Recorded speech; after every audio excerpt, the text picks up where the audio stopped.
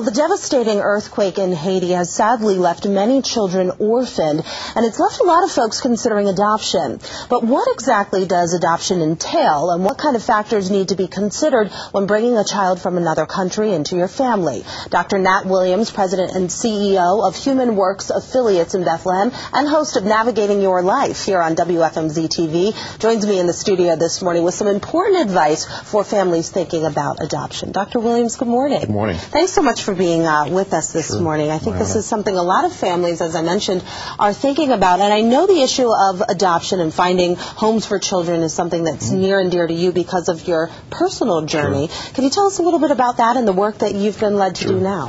When I was 5, my mother passed away and left 12 children, 10 who had to go into the foster care system. So that has been something that I've been very interested in for quite a number of years. So what do you do now exactly in terms of... One of the companies that make up Human Works is Child First Services, which has foster care for 50 children in group homes and in foster homes. So what impact did the earthquake in Haiti have on you personally and professionally? Sure, it's a very sad thing to watch, and then you watch children who are going through a very tough time. So both personally and professionally, it's tough to watch, understanding that there are great needs that are going to come from an incident such as that. What kind of calls were coming into you and questions from folks after this? The question, a lot of times is, what can I do to help? Right. And one of the biggest things that are needed in a situation such as that is resources. So directing them to places that they could give cash and other supplies was the most important thing that we could do. Do you think it's fair to say that, sadly, in a devastating way, it has increased the interest in adoption? Sure, there's no question. And one of the things that's so important when you have a tragedy is that you figure out a way to sustain that interest. And I think, shows such as yours, a month or so after it's happened is so important, is that the issue is still there, and sadly to say was there before the earthquake as well. So sustaining our interest in this issue is so very important. Can you highlight in general, I know it is hard to pinpoint numbers even now, the general need in Haiti? Sure. People estimate that there were several 100,000 children that were orphaned before the earthquake, and the numbers have ranged to several 100,000 more after the earthquake as well. So.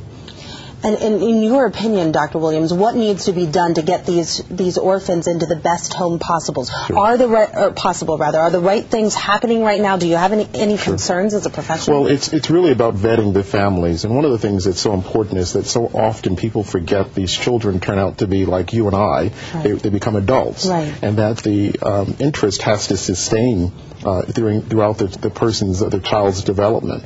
And that's really the biggest thing, is really vetting families and individuals to make sure that they're in it for the long haul, not the part of the child's life that is very interesting and very cute and where they're willing to listen to you, as opposed to when they become teenagers and older, it becomes more of a challenge. And we see a fair amount of adoptions that run into challenges later in life. The early years are fine, but the later years become more trying. As the child develops and has questions and issues, that generally begins the start of some challenges. Good point. And let's talk about some other factors to consider. Obviously, these children have been through an immense amount of trauma. Is that something that parents need to really think about hard? Very much. And it has to go someplace. It has to show up. It's not something that's going to be removed. And so often when it does show up, that's sometimes a challenge for individuals who are supporting them, is they didn't understand that it may show up as bedwetting. It may show up as a sense of shyness. It may show up that they're very leery of sounds. And one of the things that's happening in Haiti is that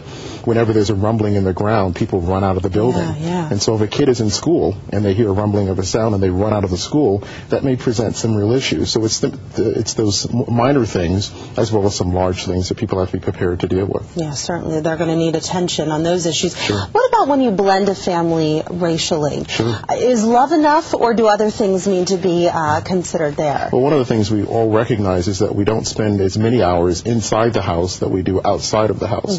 So the blending and the love may make a wonderful wonderful difference inside the house, but we have to go out and go to school and go to work, go shopping, and those are generally the times that people run into some challenges, is when they go outside of the house and other people's thoughts and feelings impact the relationship.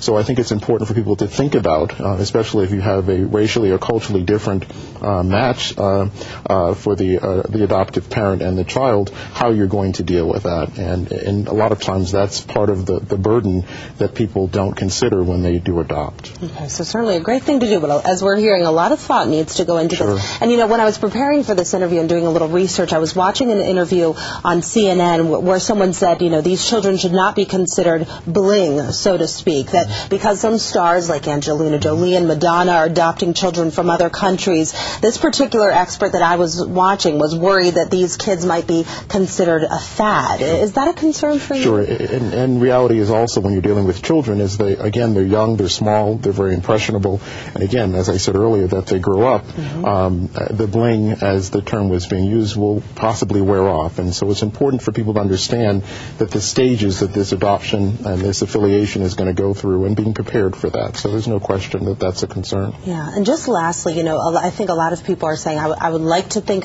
talk to an expert such as yourself. I'd like to consider this, but I don't even know where to begin. Where should they go to kind of get the ball rolling? I think the internet really provides a great resource to take some time to look there. But in your own communities, you have people that have already adopted, and so trying to seek them out, whether it's in your church or at work, but trying to talk to someone who's already been where you want to be is so very important, because they can provide an education and an awareness that the internet's not going to provide. So I think having a real-life person that you can talk to is so very important, and seeking that out, I think, will help you along the journey. Okay, such great advice, Dr. Williams. Thanks so much. And coming up in just a few minutes, we'll talk about the need for adoptive parents here at home, and we'll also outline some important tips to consider if you're thinking about adoption. Stay with us.